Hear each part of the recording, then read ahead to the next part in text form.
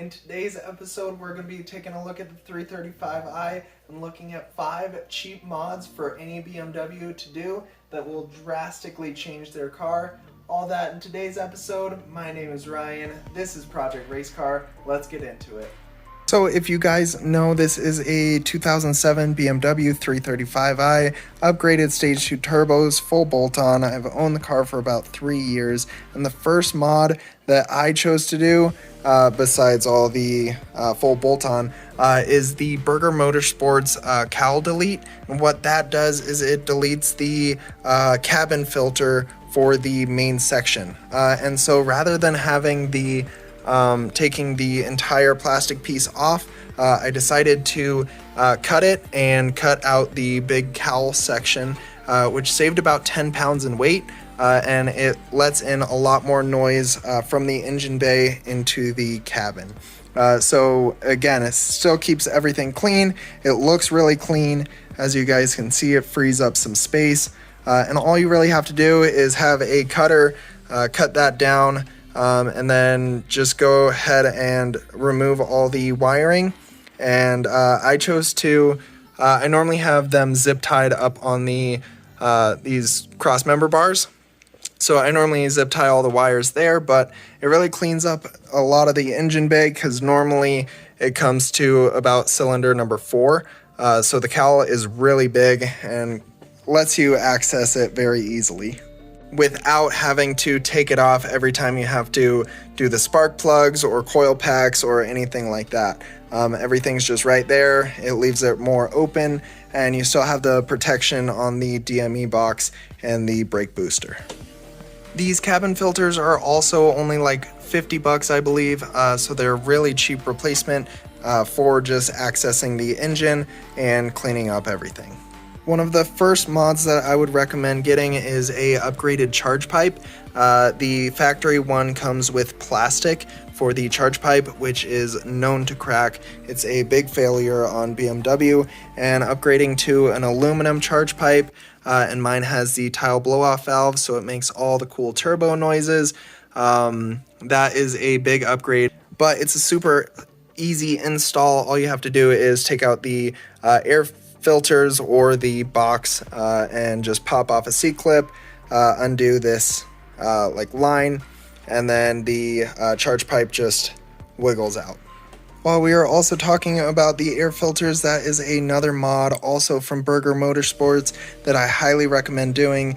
It adds a lot of intake sounds into the cabin. They claim 15 horsepower, so I'm not sure, but I'm sure with a tune it does help. And they look pretty awesome.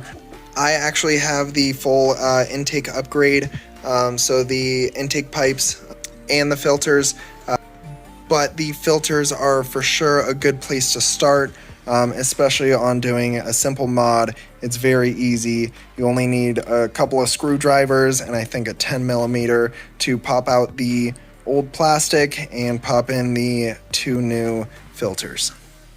Another really cool mod that I did was painting the interior with this splatter paint. I have a video up on my channel and I'll link it right here. But this really makes the interior look a lot better. Normally it has a old wood paneling, which just looks old, and it contrasts with the peanut butter. Since it's wood and peanut butter, it was very brown in here. So this adds a very nice contrast and really cleans the interior up. Again, I'll link a video, and it's really simple. Cost me about 20 bucks in paint, and it looks good. I did the back as well. So, but it really was just a weekend afternoon and took me about an hour or 2 to spray all this down and clean it up.